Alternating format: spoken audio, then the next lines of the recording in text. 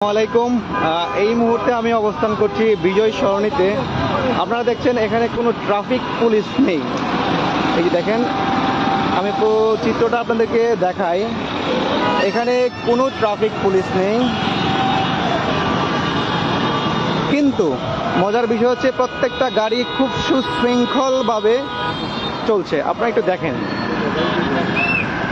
প্রত্যেকটা গাড়ি খুব সুশৃঙ্খলভাবে চলছে। তার মানে হচ্ছে এখানে কেউ না কেউ দায়িত্ব পালন করছে। এই দায়িত্ব কারা পালন করছে জানেন?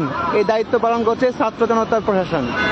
হ্যাঁ, খুবই চমৎকারভাবে দেখেন, খুব সুশৃঙ্খলভাবে এই গাড়িগুলো চলছে। ওই যে ওই পাশে দেখেন দাঁড়ায় আছে, এই পাশেও দাঁড়ায় আছে।